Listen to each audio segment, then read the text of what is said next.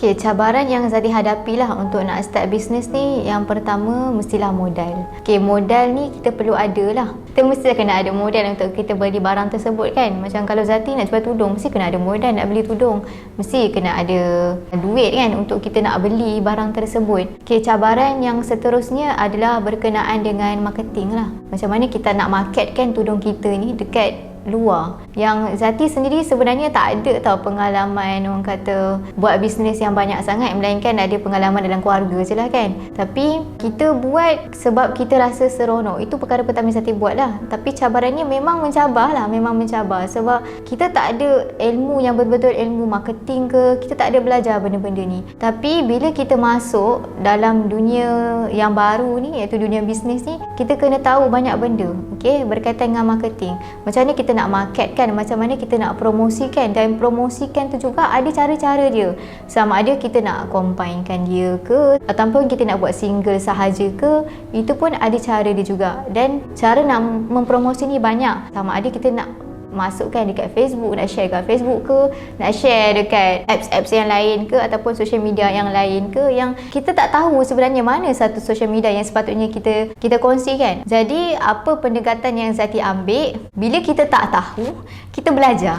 Jangan kita tak tahu, kita buat macam kita tahu. Mula-mula perkara yang Zati belajar daripada YouTube sahaja. Waktu tu memang kita tak tahu apa kan. Macam mana nak buat benda ni, macam mana nak share dekat orang, macam mana nak bercakap dengan orang kan. So Zati belajar tengok YouTube. Kita tengok dulu orang-orang yang berpengalaman ini ajar macam mana nak buat bisnes dan sebagainya. Kadang-kadang memang kita tengok dekat YouTube ni tak semuanya ada kan. Ada perkara-perkara yang basic sahaja dia bagi tahu. Waktu inilah Zati mula berfikir tau, macam mana ni kan, kita tak ada ilmu dalam benda ni kan. So apa yang Zati buat, Zati masuk kelas. Memanglah kelas itu berbayar, tetapi kita tahu, kita tak tahu.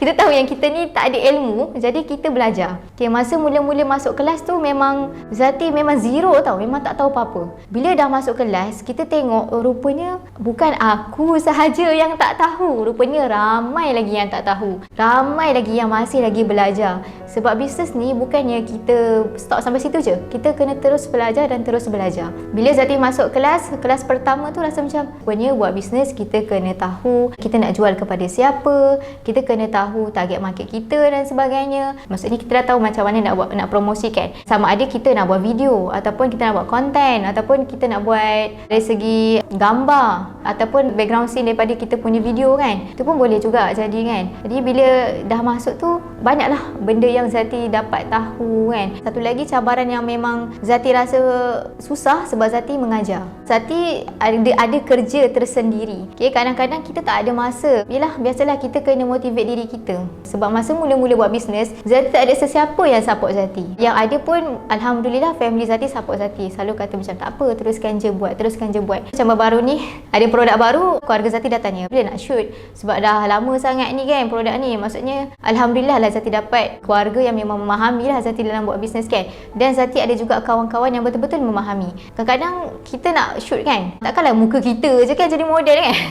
So sekurang-kurangnya adalah orang lain yang boleh promosikan kan, dan boleh jadi model kepada kita kan. So sebab tu Zati kadang-kadang minta kawan, boleh tak kau tolong aku ambil gambar kau ni semua, aku ambil video. Sebab kadang-kadang bila orang ambilkan video untuk kita pula tak puas hati kan.